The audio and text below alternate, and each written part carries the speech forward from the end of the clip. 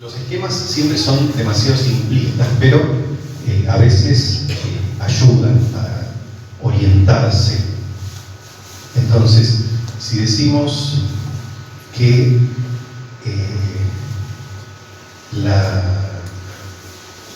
Reforma Protestante dijo Cristo sí, la Iglesia no. La Revolución Francesa dijo Dios sí, Cristo no. Más adelante, la Revolución Soviética diría Dios no. Entonces, ¿en qué sentido, en este esquema tan sencillo que simplemente es para orientarse, en qué sentido la Revolución Francesa dice Dios sí, Cristo no? Lo dice para desligarse de toda influencia divina en las cuestiones humanas. Entonces, se trata de un deísmo. Dios existe, sí, Dios existe, pero no tiene nada que decirnos. No se encarna, no entra en la historia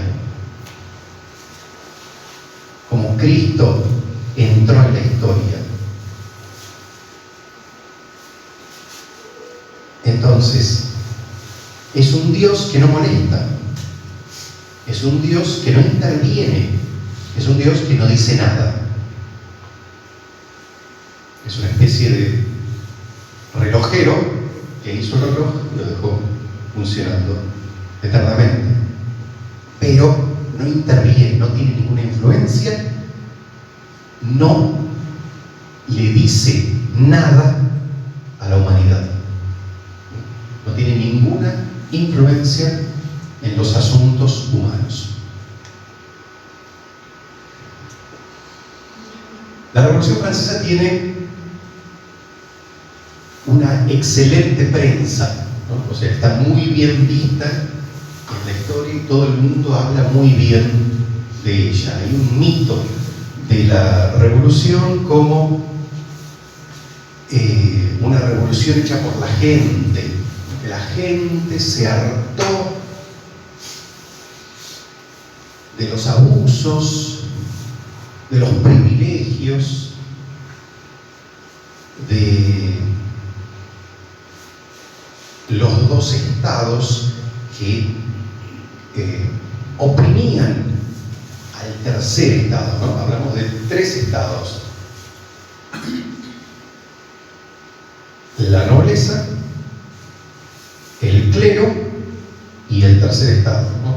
Todos los demás.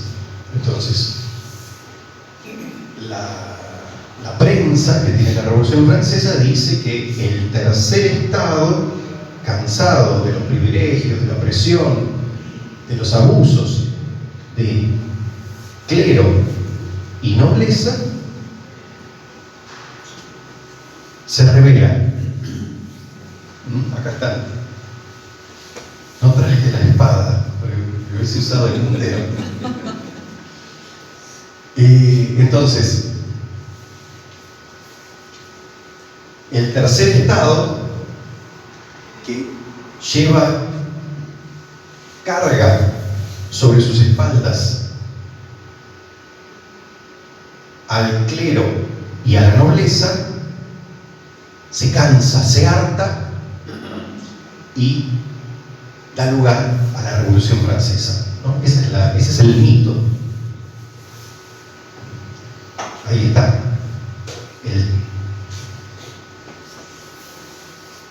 No sé con qué. El tercer estado se despierta, ¿ven? Se despierta, toma las armas y se rebela contra el clero y la nobleza. ¿Ven? Ese es el esquema propagandístico, podemos decir, de la Revolución Francesa. En los estados generales, el tercer estado toma conciencia de sí mismo, se rebela contra un rey, contra un trono anacrónico, abusivo. El pueblo se organiza, toma el poder y da lugar a una cosa nueva. Crea algo nuevo con los principios de libertad, igualdad, fraternidad. Los tres valores de la Revolución Francesa: libertad, igualdad, fraternidad, ¿no? Por eso es la tricolor. La tricolor se origina en eso, ¿no? En esos tres valores. Este nuevo régimen declara los derechos universales del hombre y da lugar a una nueva sociedad más justa, más igualitaria, hecha por los hombres, para los hombres, donde Dios no tiene ninguna cabida, ninguna injerencia.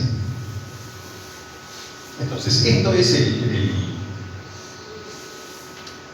el relato de la historiografía oficial, podemos decir, ¿no? Esto es lo que todos escuchamos acerca de la Revolución Francesa, que hoy día se sigue celebrando, ¿no? Cada 14 de julio, aniversario de la toma de la Bastilla, se celebra la Revolución Francesa con todos estos valores, ¿no? Estos valores laicos.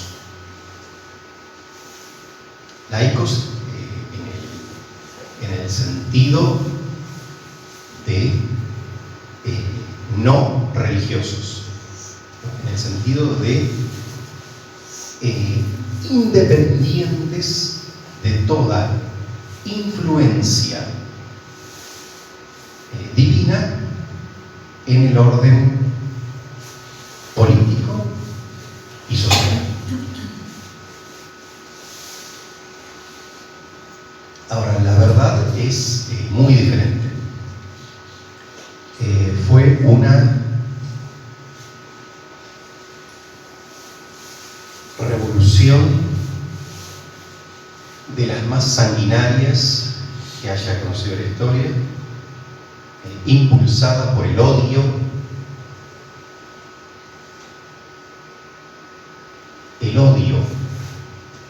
al trono y al altar.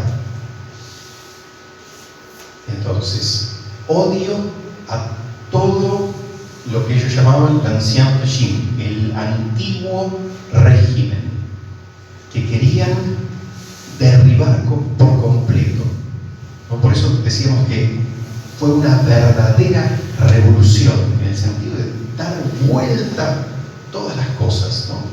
Así, una revolución total, completa. Esta es la guillotina que no pudimos traer, entonces se las debo para la próxima.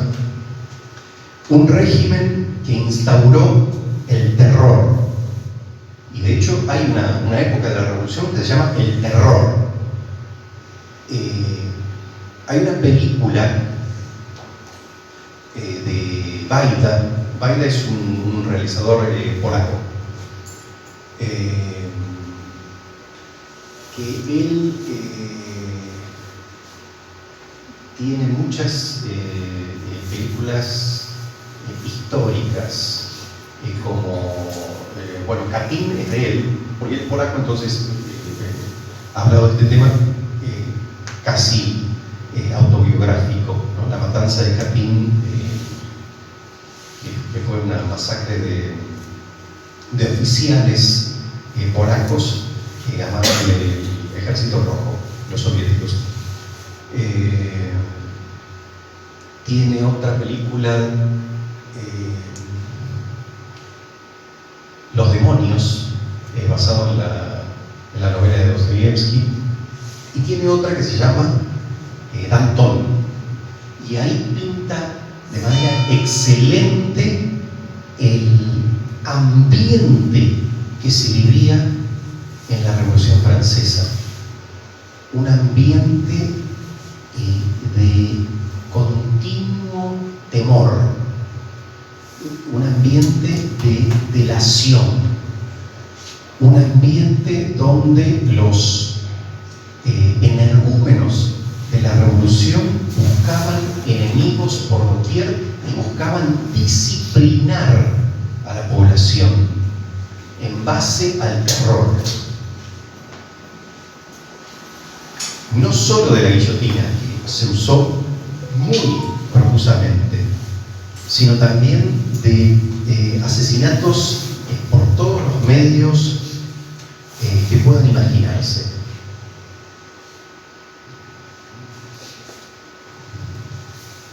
El comité revolucionario durante el terror, este ambiente de continuo temor es el que se vivía y el que se necesitaba para cambiar radicalmente el estado de cosas, para cambiar radicalmente las bases sobre las que se organizaba la sociedad. Infinidad de gente fue masacrada, literalmente. Eran delaciones de unos a otros, incluso los mismos revolucionarios, muchos de ellos fueron finalmente guillotinados. Danton es uno de ellos, fue guillotinado. Robespierre fue guillotinado. Saint-Just, Desmoulins, cantidad de revolucionarios murieron ellos mismos a manos de la revolución. Así de terrible era el régimen, así de despiadado. Y proporcionalmente, los que más sufrieron el régimen de terror fueron, en primer lugar, los miembros del clero, y en segundo lugar, la nobleza.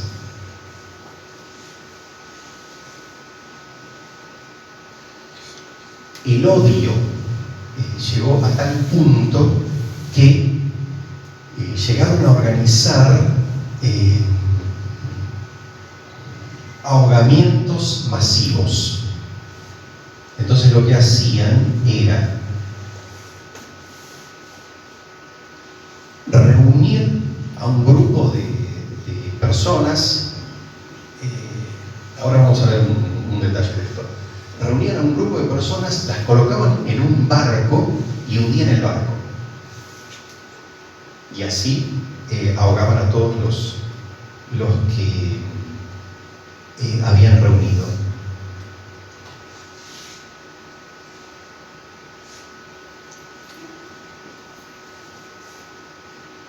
Entonces, esto es una placa que recuerda lo que sucedió con estos ahogamientos masivos. Dice, en este lugar, durante el invierno de 1793 a 1794, fueron reunidos en embarcaciones miles de personas de todos los orígenes, sacerdotes, religiosos, religiosas, agricultores, artesanos, comerciantes, más de 300 niños, mujeres, ancianos, a fin de ser ahogados en este río llamado torrente revolucionario o baño nacional.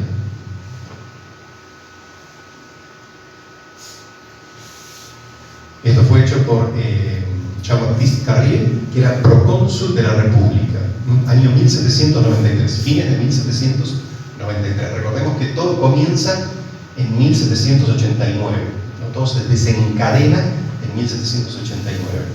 O sea, es un proceso de varios años. Representante de la convención. Entonces, lo que decían, la excusa que tenían era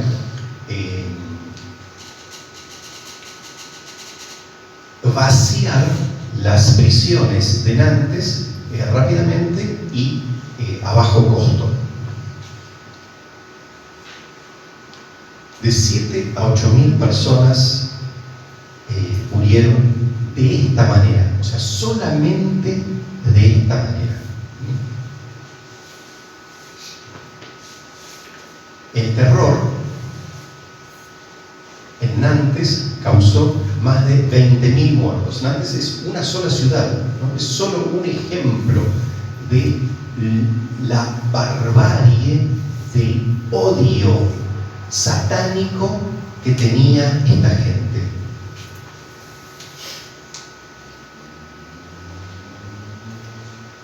Y como dijimos, ven, ahí hay un grabado que muestra cómo era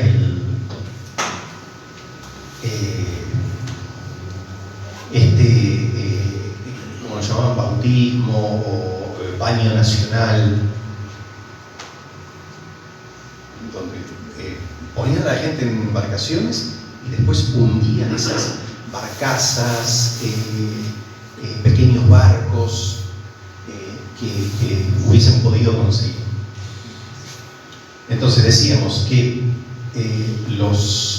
las principales víctimas de este salvajismo de los revolucionarios fueron los religiosos. Y esto está documentado en muchos litros de algunas iglesias, ¿no? Posteriormente, en algunas iglesias se representó este terror. La Revolución Francesa sembró la muerte por doquier. Todo estaba orientado a sembrar el miedo, a instaurar el terror. Y como habíamos dicho, las principales víctimas fueron primero el rey, ¿no? Ahí está Luis decapitado. Eso fue en enero de 1793. Ahí está la cabeza de Luis XVI. O sea, no era hacer justicia, no se trataba de ejecutar una sentencia de muerte, se trataba de sembrar el terror y de disciplinar a la población y educarla en el sentido revolucionario.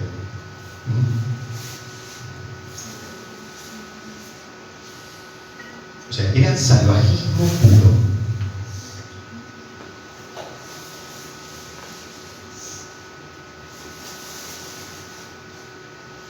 Y como decíamos,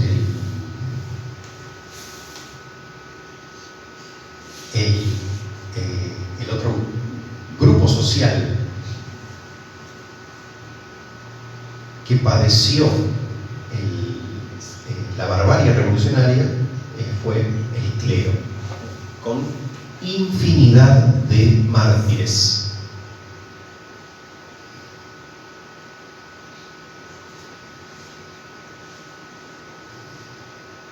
Entonces estos son vitros de diferentes iglesias de Francia que retratan lo que significó esta época, lo que verdaderamente significó, ¿no? La verdad acerca de esta época.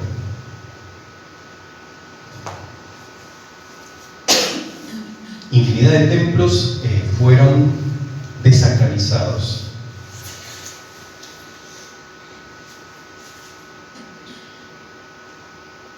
Algunos fueron destruidos, otros fueron convertidos en salones, en depósitos, graneros, y en muchos se colocaban inscripciones como esta, ¿no? El pueblo francés reconoce el ser supremo. Acá está la cuestión del deísmo, ¿no? Entonces, uno puede hablar de Dios, sí, pero no de un Dios encarnado, no de un Dios que se hace hombre.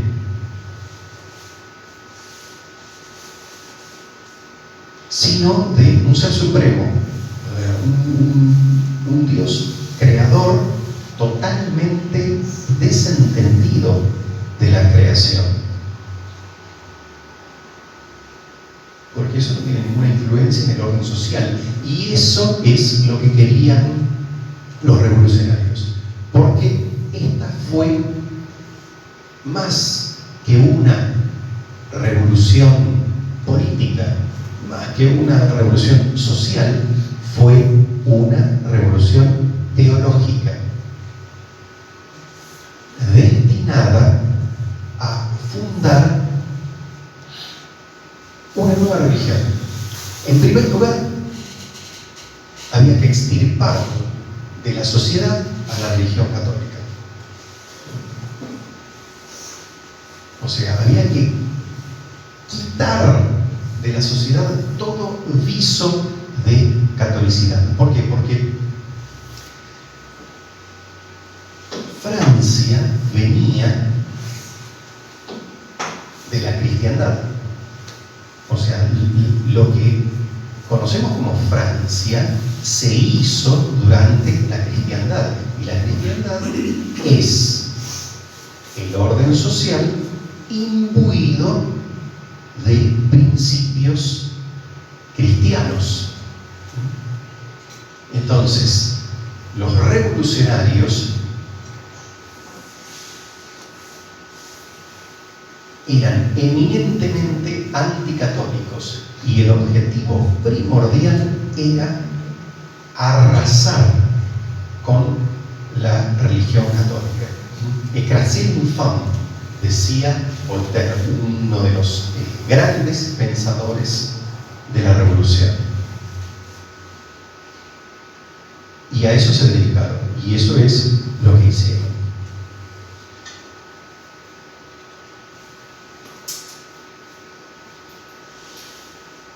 Entonces decíamos que el objetivo era fundar una nueva religión. Este es el culto del Ser Supremo. Esa es la nueva religión que ellos querían instaurar. O sea, arrasar con el catolicismo y fundar una nueva religión deísta. Todo había que destruirlo, todo. ¿Por qué? Porque todo estaba imbuido de cristianismo, porque eso es la cristiandad.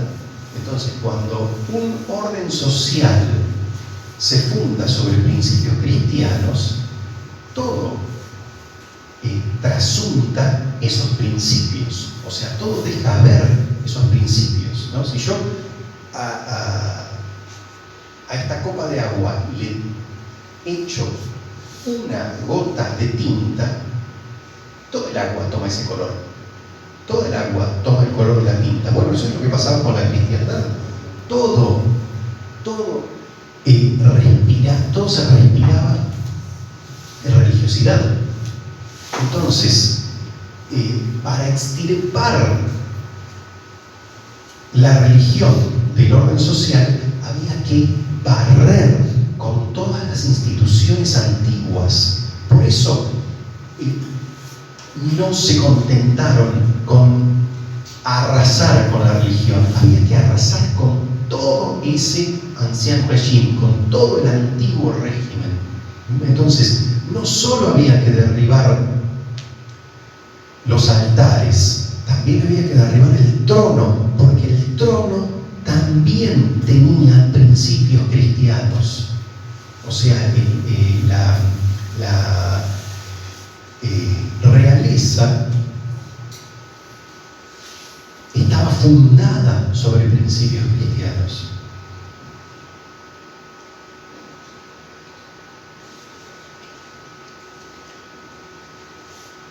Entonces decíamos que todo tenía que derribarse.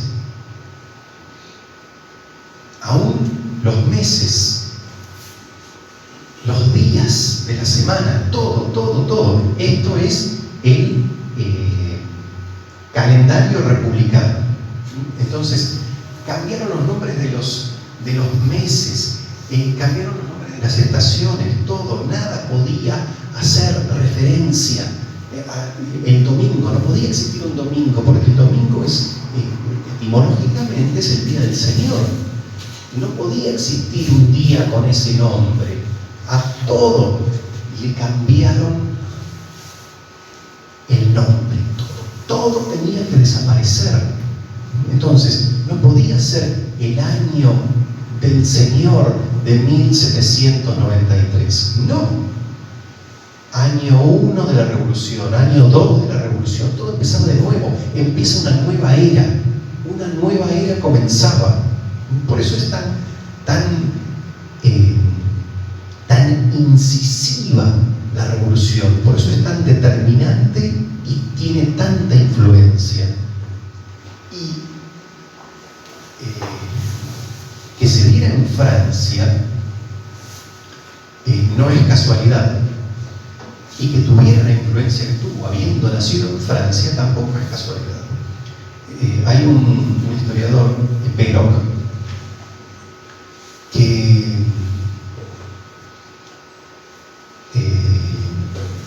hablando de la romanización de las Galias, dice: las Galias, el principio de todas las cosas por venir. Porque de las Galias, Francia, surgiría buena parte de los elementos de la cristiandad, ¿no? Y esa Galia tan preponderante, con ese deseo tan grande de influir en el resto de Europa.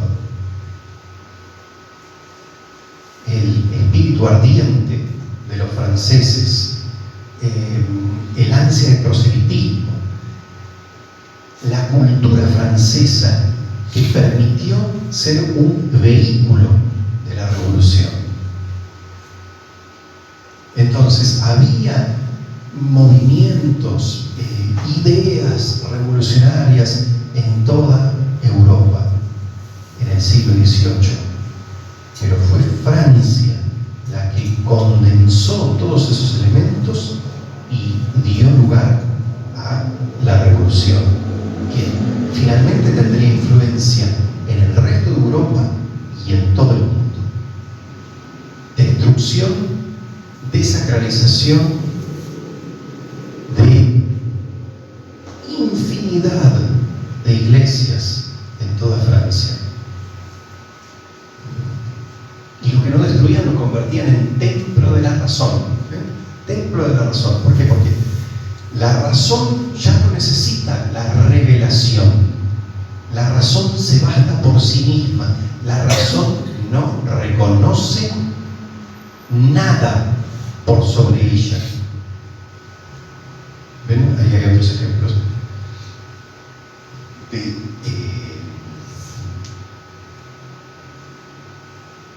Lo que no destruían lo desacralizaban y lo convertían en templo de la razón, donde priman la libertad, la igualdad y la fraternidad.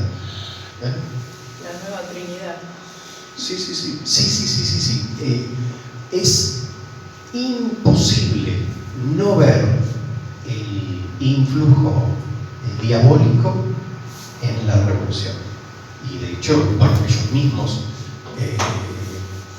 no sé si recuerdan a Pierre Modoyuna y el escuadrón diabólico. Bueno, el escuadrón diabólico, de hecho, existió, o sea, había tropas que se autodenominaban escuadrón diabólico. Cuando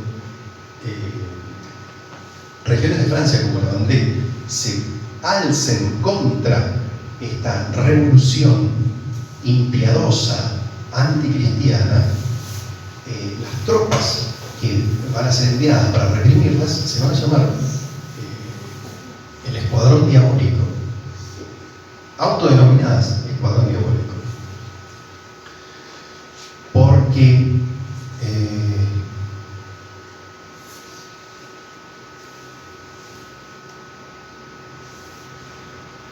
no puede obviarse ese tema, ¿no? Porque si no, no se entiende. El influjo diabólico de la revolución es palpable y es absolutamente innegable, ¿no? Y detrás de Marianne, Marianne es el símbolo de la República Francesa, ¿no? La mujer esta, es esa misma, ¿no? Entonces la verdadera Marianne no es esta, sino es esta, es la masónica, ¿no? Es la Marianne masónica, porque detrás de toda la revolución estuvo la masonería, como vamos a ver en unos minutos.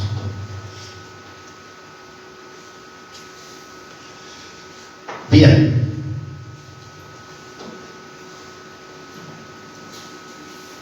Me dijeron que tenía 4 horas, ¿no? Y más o menos. Cuarto de hora era. Ah, un cuarto de hora era. Sentiste mal, ¿verdad? Venía por la calle Libertad. Quería agradecer a Gabriel el detalle de las guirnaldas. Gracias. ¿No era para mí? No. Sí, no, la la hicimos poner, sí. Después está la otra calle, Igualdad y Fraternidad. Igualdad y ¿Sabes? Parece.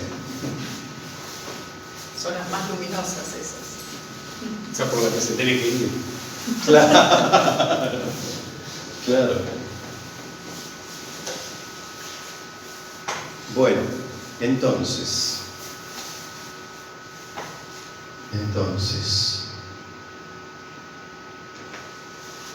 hay un autor que dice: las revoluciones se hacen primero en los espíritus antes de pasar a las cosas. O sea, todo lo que uno ve y dice: ah, sí, la toma de la Bastilla, el ataque al Palacio de las Tullerías, el apresamiento de la familia real, la decapitación de Luis XVI, la decapitación de María Antonieta, o sea, todos esos jalones que uno conoce,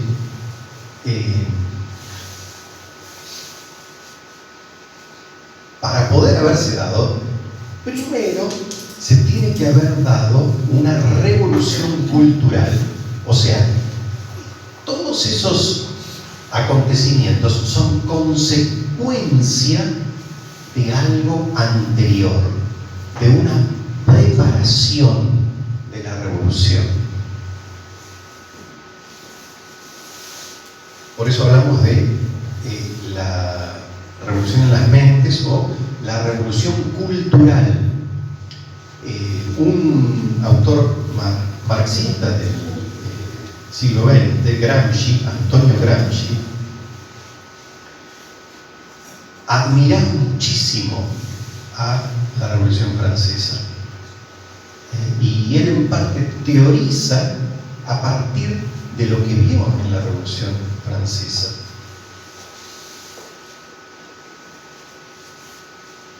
Entonces, hay décadas de preparación de todo esto. Y como decía Gramsci, una vez que el sentido común se haya cambiado, sentido común en el sentido de común sentir, o sea, lo que siente la mayoría de la gente. Entonces, una vez que ese sentido común se haya cambiado y que se haya tomado la cultura, la sociedad política caerá como un fruto maduro. Y eso es lo que sucedió en la Revolución Francesa. Entonces hubo todo un trabajo de zapa durante muchas décadas previo a la revolución. Hubo toda una orquestación, todo un trabajo gente dedicada a sentar las bases culturales de la revolución. Si no, no se podría haber dado. Si no, hubiese sido imposible que un régimen tan encarnado en la sociedad francesa de repente cayera. ¿Cómo es posible que el sucesor de Clodoveo fuera decapitado en la plaza, en el medio de París, y que su cabeza fuese exhibida al pueblo? No se entiende, no se entiende si no hay un trabajo previo de preparación de las mentes, de preparación cultural.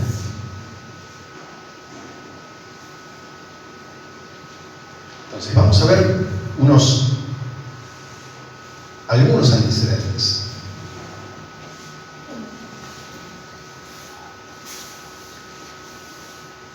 El primero, la expulsión y supresión de la Compañía de Jesús. Entonces, esto se dio. Por los pensadores. ¿Cómo? Por los pensadores. Pensadores. Sí, ahora te cuento los detalles. Entonces, esto se da primero en Portugal, arranca en Portugal, con la excusa de que los jesuitas habían conspirado contra la corona portuguesa y habían generado en las misiones jesuíticas, aquí en Argentina, en Brasil, otro paísito que está al sur, que no me acuerdo cómo se llama. Ah, sí. En Paraguay.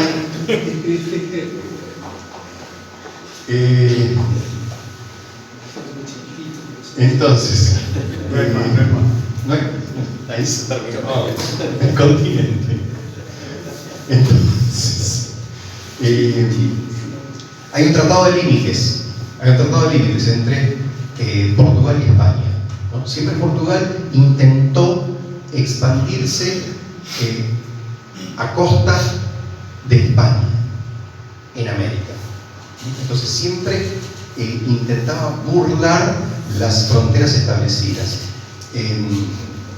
Justamente en ese país, que no me acuerdo el nombre, fundó Colonia del Sacramento. O sea, la corona portuguesa funda Colonia del Sacramento contra todo derecho. Entonces, eso genera un estado de cosas a partir del cual se genera un conflicto entre Portugal y España y finalmente deciden intercambiar territorios. Entonces, Portugal iba a ceder Colonia del Sacramento y España iba a ceder a Portugal las reducciones jesuíticas al este del río Uruguay.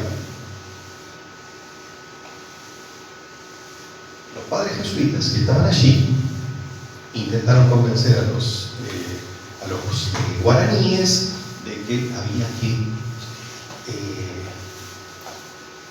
había que obedecer a ambas coronas, porque España y Portugal habían llegado a ese acuerdo. Entonces, los guaraníes, que siempre habían visto a los portugueses como sus enemigos, tenían que obedecer, o sea, tenían que ser entregados a Portugal, que era el enemigo natural, ¿no? Recuerden los bandeirantes y cómo entraban en territorio español a cazar guaraníes para hacerlos esclavos, todas las tropelías que hacían los portugueses con los indios, que eran protegidos por los jesuitas. Bueno, lo que finalmente se dio es la guerra guaranítica, las guerras guaraníticas, ¿no? Donde los guaraníes tratan de resistirse a este tratado, son masacrados por españoles, por tropas españolas y portuguesas en conjunto, y la Compañía de Jesús lo único que intentó fue hacer cumplir estas directivas, por injustas que fueran. Ahora, había un ministro en Portugal, Pombal, el marqués de Pombal, que odiaba a la Compañía de Jesús. Tomaron como excusa que los jesuitas habían instigado a los guaraníes a rebelarse.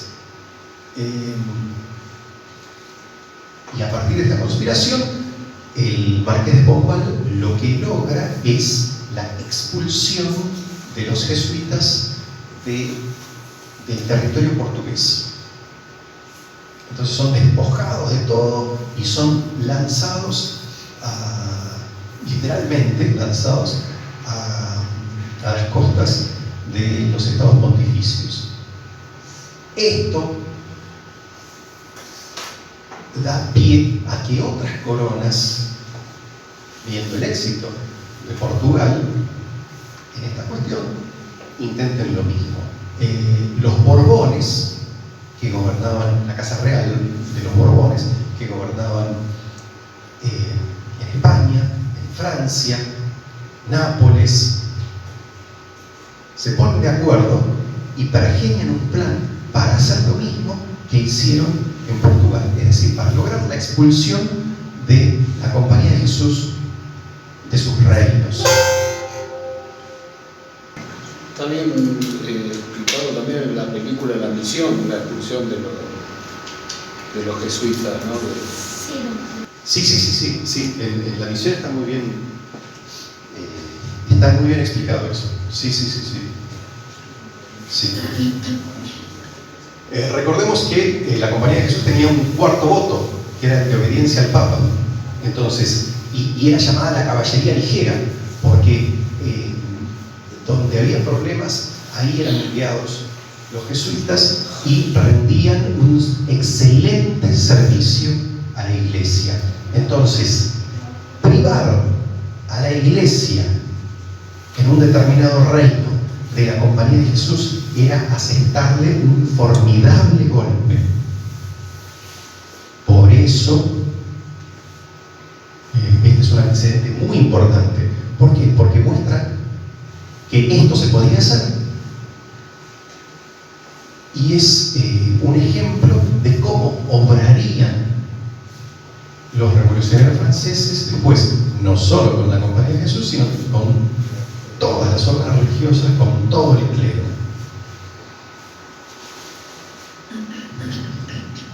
Bien, entonces los Borbones, como decíamos, que es la casa de los Borbones que reinaba en España, en Francia, en Nápoles, conjuraron para lograr la expulsión de la Compañía de Jesús de los reinos. Entonces, a Portugal le siguió España, le siguió Francia, y también con excusas similares, ¿no? Un problema con la Compañía de Jesús en Martinica. Martinica era territorio francés. Problemas financieros, bueno, excelente excusa para hacerse con todos los bienes de la Compañía de Jesús en Francia y expulsar a los jesuitas. En España pasó algo similar, y esto fue un golpe durísimo para la Iglesia en esos territorios. Y de nuevo, es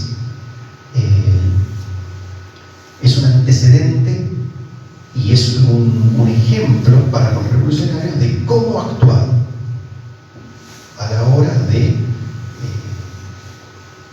suprimir una orden religiosa, el clero secular, por lo que fuera. A fin de debilitar muchísimo a la sociedad en la que actuaba la Compañía de Jesús, porque tenían cantidad de colegios, eran confesores en las cortes, estaban como profesores en las universidades. Entonces, esto le quitaba poder de reacción a la Iglesia frente a toda la propaganda anticatólica.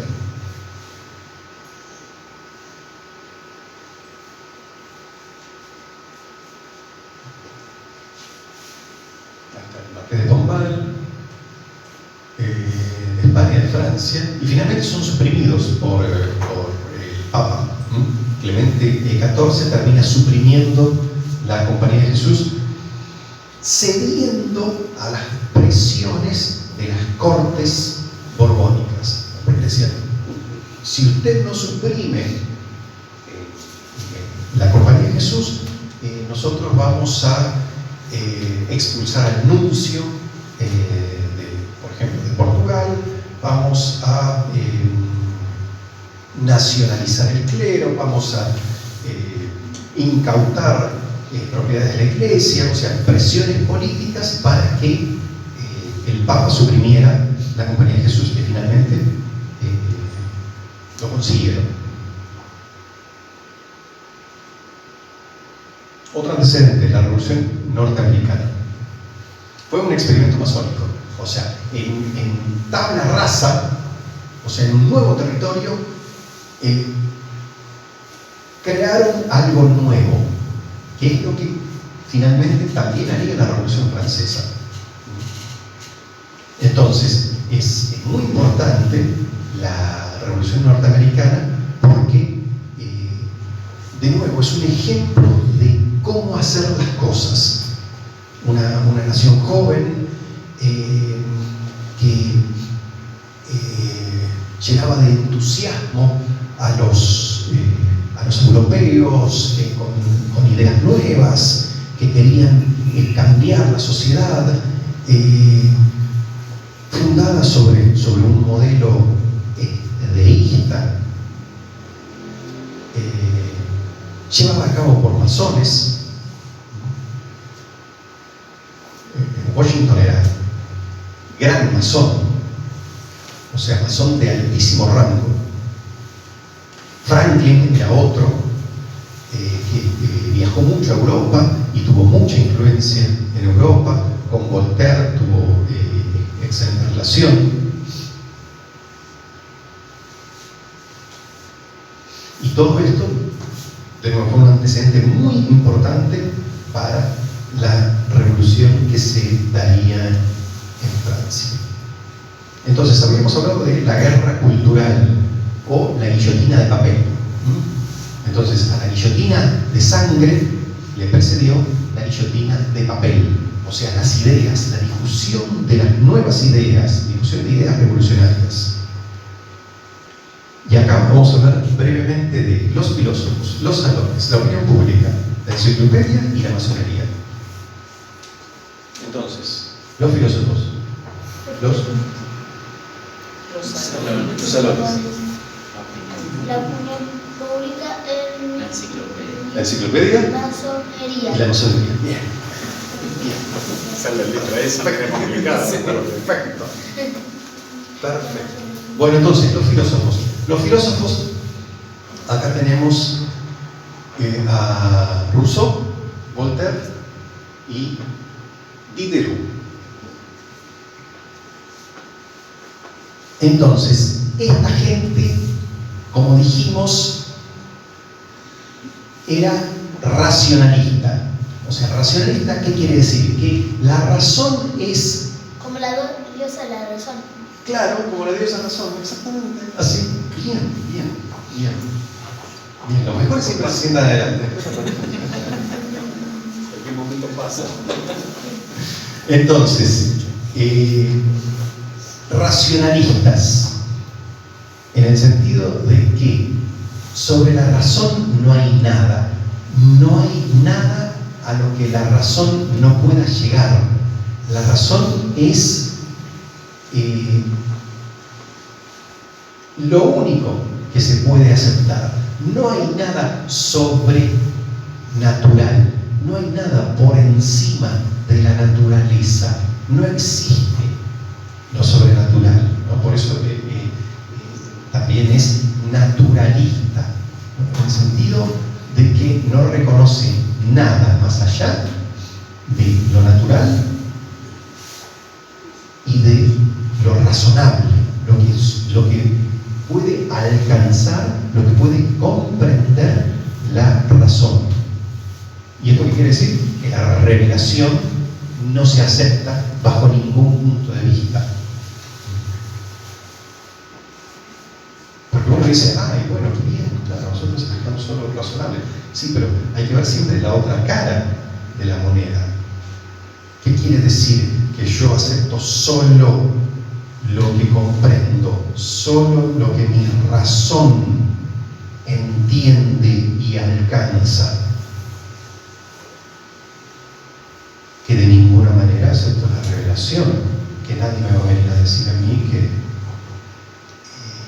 hay un Dios uno y trino, porque si yo no lo entiendo solo, entonces no lo acepto.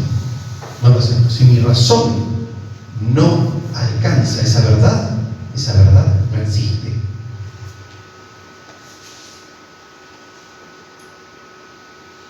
El del medio, Voltaire, era terriblemente incisivo, mordaz, irónico, con todo lo que fuese ideas religiosas. Entonces es un gran autor, o sea, es dramaturgo, ha escrito sobre filosofía, sobre historia, sobre muchísimos temas. Tiene muchas obras teatrales escritas. Entonces las obras teatrales de Voltaire se representaban en los teatros. Sus obras se imprimían, se divulgaban. Entonces todo eso iba permeando en la sociedad a lo largo de los años. Imagínense una especie de Tinelli, ¿no? Que se burlaba de todo, se reía de todo. Entonces eso va haciendo mella. Si uno no contrapone nada a eso hace mella. Si uno ridiculiza continuamente la figura del Papa, de los obispos, del rey, y no hay nadie que conteste eso, esa ridiculización, esa ironía, todas esas ideas disolventes van permeando lentamente en la sociedad a lo largo de los años. Bueno, y esto es lo que sucedió. Los salones. Entonces en los salones se reunía la nobleza y de nuevo se leía alguna obra de estos filósofos racionalistas, y se iban divulgando estas ideas revolucionarias, estas ideas disolventes.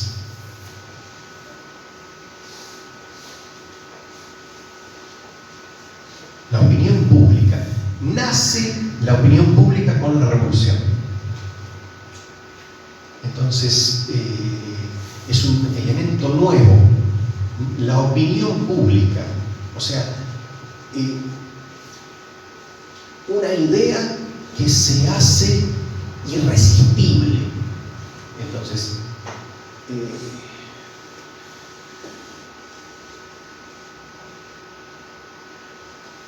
dictadura o democracia. Entonces la opinión pública dice, dictadura o democracia, no hay otra opción. Entonces si uno está contra el sistema democrático, liberal, quiere decir que está a favor de la dictadura. Entonces se van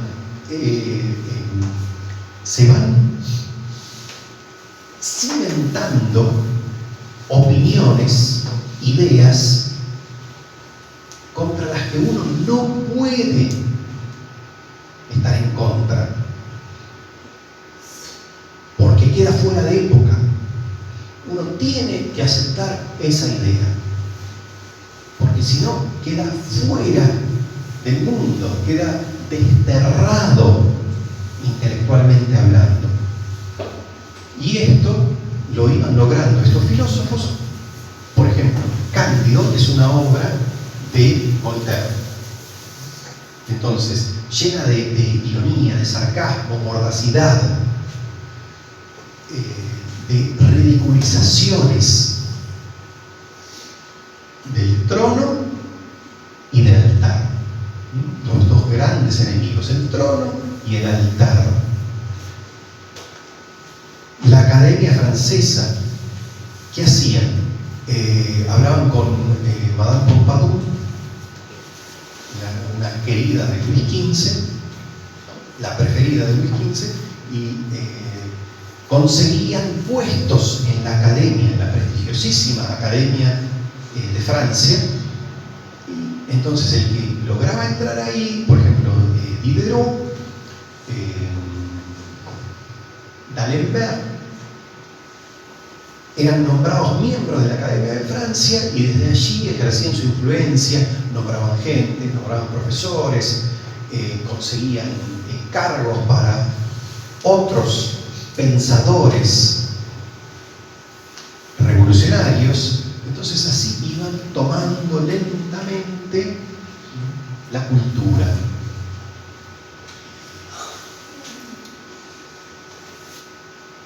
La enciclopedia.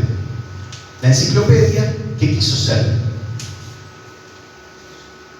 Una enciclopedia, diccionario razonado de las ciencias. Entonces esto reunía todo el conocimiento, como un cíclope, la enciclopedia, o sea, una manera de abrazar todo el conocimiento.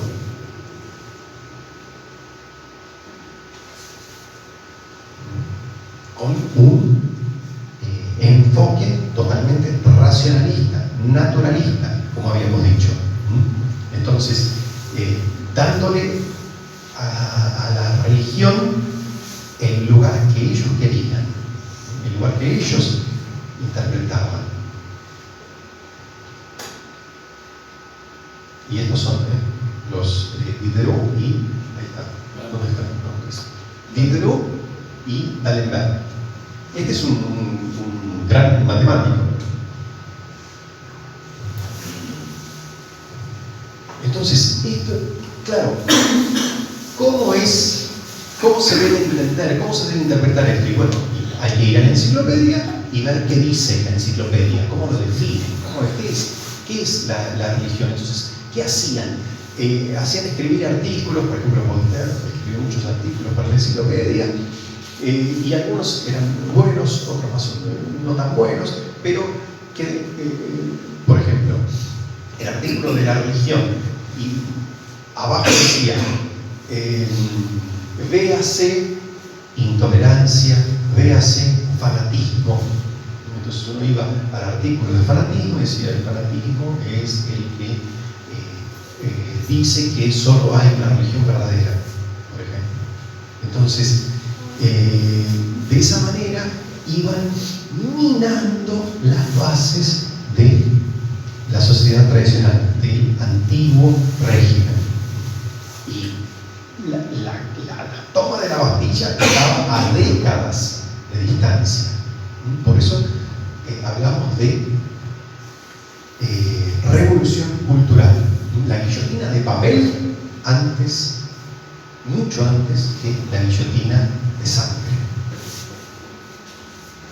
Entonces, ven, acá sistematizan todo el conocimiento humano. Y ellos dicen, ¿dónde va cada cosa? Aquí está la razón, la memoria, la imaginación. Una pregunta. Sí. La imagen anterior. Sí. ¿Se puede agrandar? Sí, se puede agrandar. No. Estos dos autores que mostraste anteriormente son los que le dieron inicio a la enciclopedia o... Sí. O sea que ellos dos son los que... Dice, puesta en orden y publicada por Monsieur Diderot. ¿Qué es este? O sea, él pedía artículos, escribí un artículo sobre pesca, por ejemplo. Entonces ahí iba Gabriel a escribir un artículo sobre pesca, es lo único que sabe pesca. Entonces, lo ponía ahí, pero por ahí lo ponía donde él entendía que iba la pesca, primero, ¿no? Entonces, la primera, él manejaba la enciclopedia y cómo armarla, cómo entenderla, y notas, referencias. Entonces, todo eso iba generando un corpus con un sentido definido. O sea, muchos autores, porque para hacer una enciclopedia está por ahí, no me acuerdo cuántos tomos eran. ¿Por qué? Porque quería condensar todo el saber humano.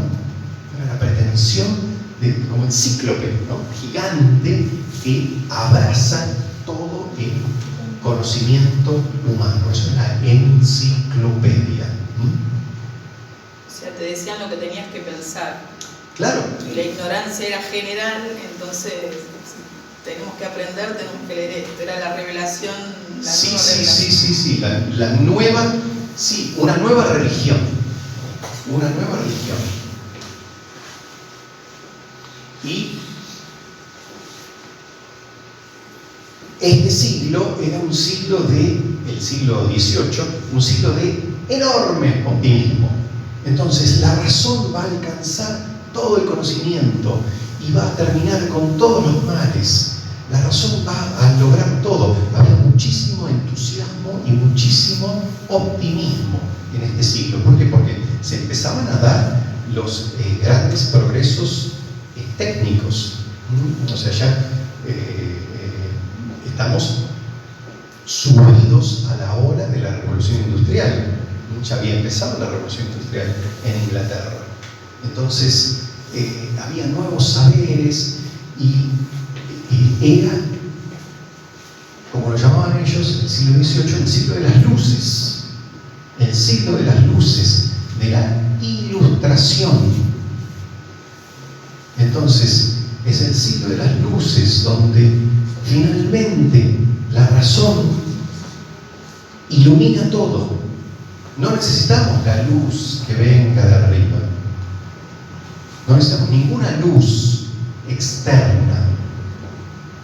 Nuestra razón es la luz. Nuestra razón es la que va a iluminar todo.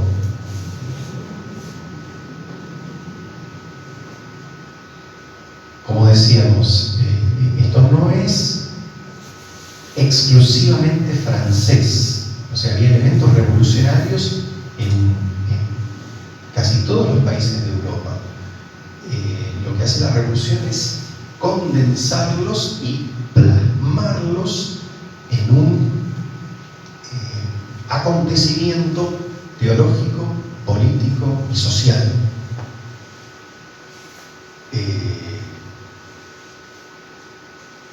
Entonces toman elementos, por ejemplo, de los filósofos alemanes, de Kant, la Aufklärung, ¿no? El esclarecimiento. Entonces, después de siglos de oscuridad, la sociedad se esclarece, se le abren los ojos y la luz de la razón lo ilumina todo y se da cuenta de la abyección del antiguo régimen, de la oscuridad en la que vivía la humanidad. hacia adelante y todo es luz, todo es optimismo, todo es entusiasmo, ¿no? Porque la razón va a conseguir la felicidad del hombre. El progreso indefinido, esa es otra idea que se origina en este siglo, en el siglo de las luces, ¿no? La razón va a conseguir todos los bienes van a ser alcanzados por el hombre, los males van a ser solucionados y el ser humano va a ser feliz.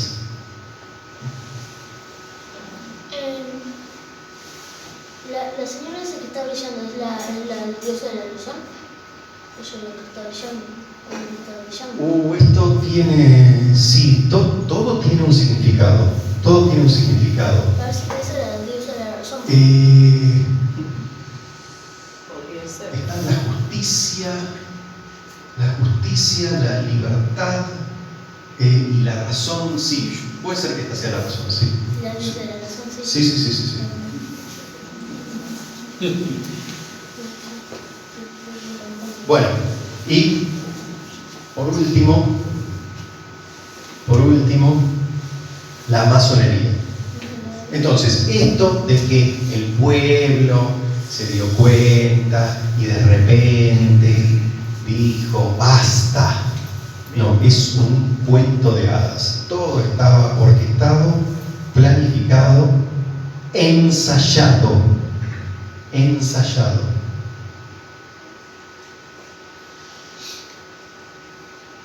La masonería tenía logias en algo así como 300 ciudades de Francia.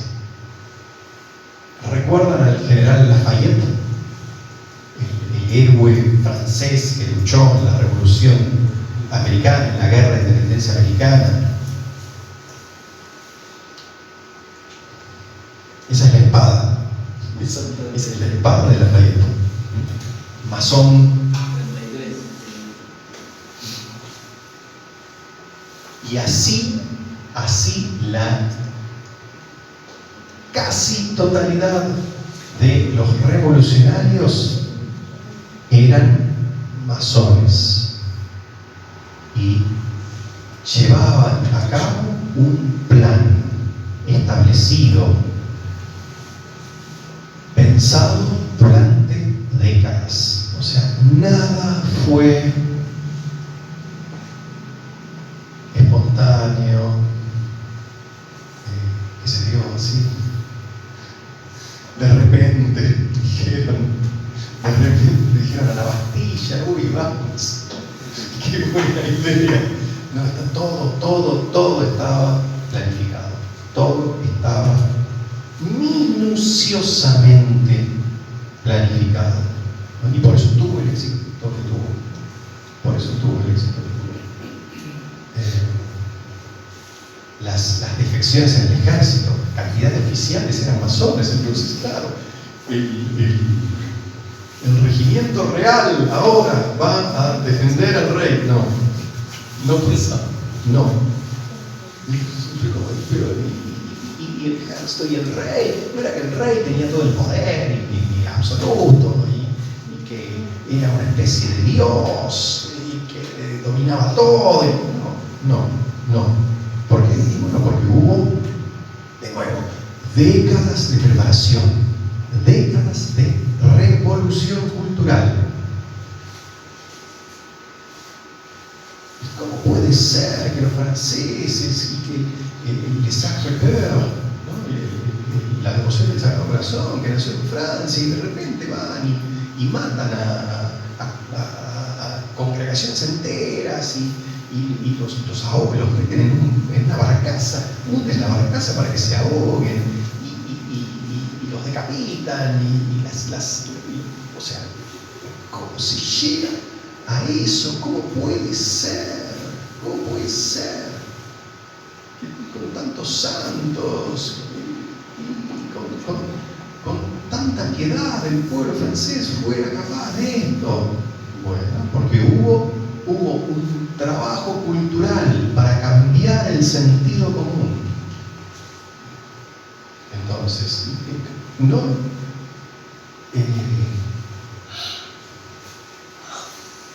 no le sacaron.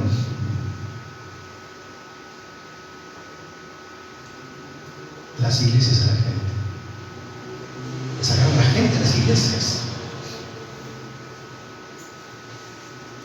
A través de toda esta guerra cultural, sin la cual no se entiende nada de lo que pasó finalmente, ¿no? De lo que se terminó plasmando en los hechos.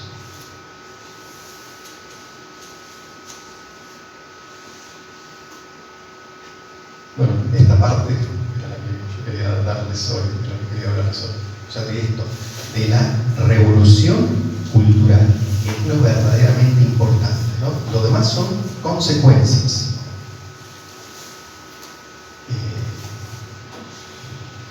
Pero, de nuevo, si uno no entiende lo que está detrás de lo que se ve, si uno no analiza todo lo que llevó de preparación la revolución, queda sorprendido, ¿no? ¿Cómo pudo ser que sucediera esto? En Francia, la primogénita de la iglesia, la fiel Francia, ¿no? Con tantos santos, con tantas Clairvaux, Cluny, una riqueza insondable, y llegó a esto, ¿no? Llegó a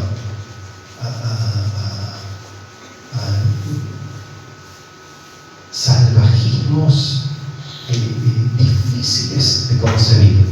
Bueno, por todo este excelentísimo trabajo de preparación, esta brillante revolución cultural.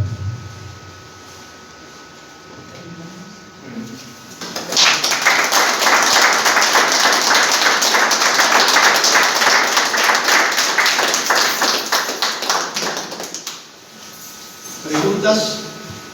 Yo tengo entendido, no sé, que el pueblo en sí, no sé bien cómo fue todo, pero llegó a un extremo que empezó a luchar o a atacar por el hambre que tenía. Porque creo que toda esta ingeniería social también estaba programada para que el pueblo quizá sufriera de hambre para que pueda reaccionar. Pero hasta donde yo sé, toda esta excusa es por el pueblo que estaba sometido y que tenía hambre y qué sé yo, pero toda esa gente en realidad no quería que destituyeran al rey ni a la iglesia, querían seguir teniendo el trono y también la parte eclesial, que no fue idea del pueblo. Lo que quería, eso es lo que yo entendía, que lo que quería el pueblo era trabajar y poder llevar el plato de comida a la casa. Sí, una corrección, una solución a un problema económico, pero no esto, ¿no? O sea, esto fue... Porque quieren hacer creer que el pueblo reaccionó y que el pueblo fue el que quiso matar al rey y que quiso sacar a todo el clero del medio, pero en realidad... No, ese es un relato. Fue una lucha de poderes. Los que querían tomar el poder dijeron, si no bajamos a esto, nosotros no podemos levantar nuestra bandera. Más que nada... Sí, pero de nuevo, se dio la revolución gracias a un plan orquestado durante décadas. Está escrito, está documentado, aunque Voltaire decía la revolución va a ser hermosa, yo la voy a ver, pero, y de hecho no la veo, pero todo fue planeado, o sea, hay no sé, 20 años antes de la decapitación de Luis XVI, hay simulacros de decapitación. igual. Hecho por los masones, ¿no? El ministro de Finanzas de Luis XVI, Necker, también era revolucionario.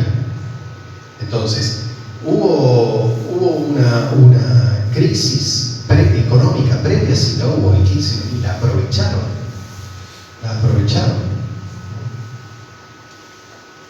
Creo que cualquier coincidencia con la actualidad. Sí, lo de 2001. Por ejemplo. No, y ahora también, empezar en la revolución cultural. Sí, por supuesto, sí. Pero Gramsci fue gran admirador de la Revolución Francesa, precisamente por esto, por el trabajo cultural de preparación. Y todo lo que se está viendo hoy en día, que es lo mismo, toda esa ingeniería social que se hace constantemente con el pensamiento de la gente, con el sacar a Dios del medio, con la libertad y con lo que yo quiero es lo que yo necesito y dejar al resto de lado, con el ataque a la iglesia y a los poderes. Y de hecho las pocas coronas que quedan también las apuntan todo el tiempo para bajarlas. Siguen molestando, digamos, qué sé yo. Sí. Sí. ¿Cómo reaccionó la sociedad más tradicional en Francia frente a esto? O sea, ¿cómo reaccionaron los cristianos o los nobles cristianos frente a la revolución? Hay historias que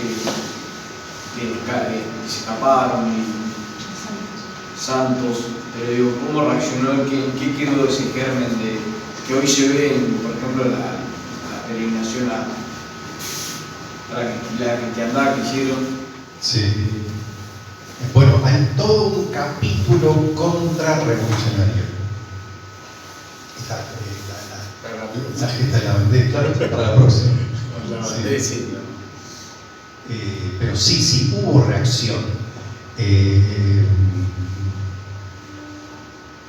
Lo que se puede decir así, en síntesis, es que no estuvo a la altura de las circunstancias. O sea que tanto la nobleza como el clero no estuvieron a la altura de las circunstancias y, podemos decir así, no lo vieron venir. O sea, en los salones estaba la nobleza y estaban preparando el camino para que les cortaran la cabeza, alegremente preparando el camino para que les cortaran la cabeza y escuchando a Voltaire, a su prédica disolvente, irónica, hiriente, contra todo lo que significaba el antiguo régimen, contra ellos mismos, contra la verdadera nobleza, contra lo que se esperaba y se necesitaba de la nobleza.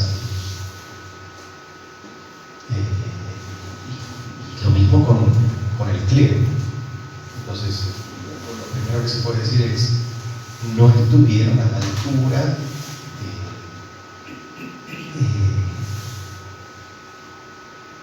y no vislumbraron la magnitud que tenía esto.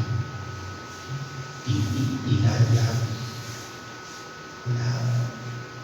terrible preparación que había detrás y las conjuras a nivel planetario, podemos decir, ¿no? Porque había masones en Europa, había masones en América, había logias trabajando en pos de la revolución. Y eso no lo vieron venir, ¿no? Pero como el Papa suprime la compañía de Jesús. Bueno,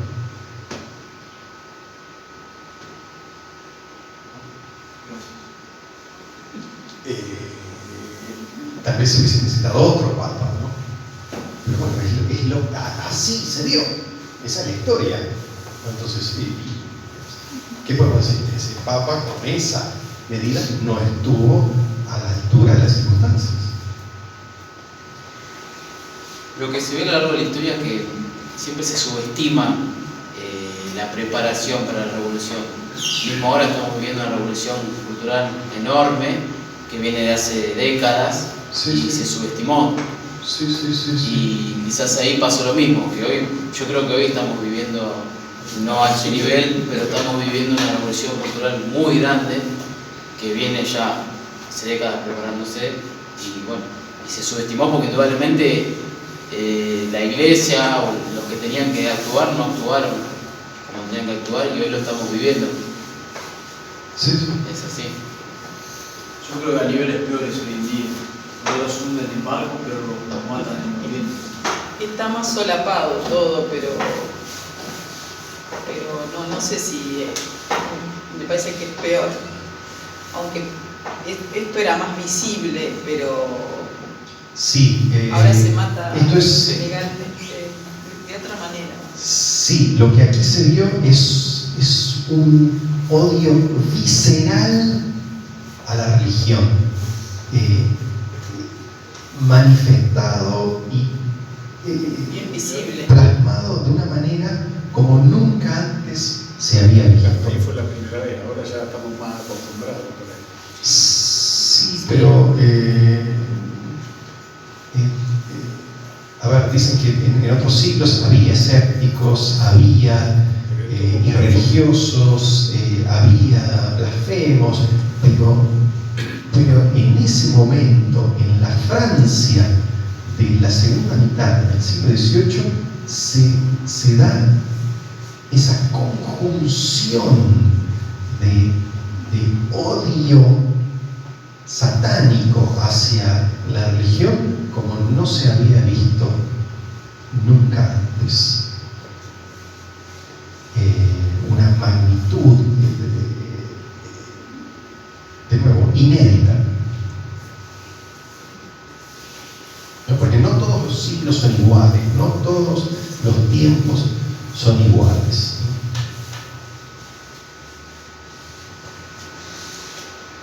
Esto nunca dejó de trabajar, o sea, siempre no es que se terminó ahí. No, nunca termina. No Nunca termina. sigue de diferentes maneras y con diferentes frentes. Siempre sigue y sigue y sigue y sigue. Bueno, Walter, muchas gracias nuevamente.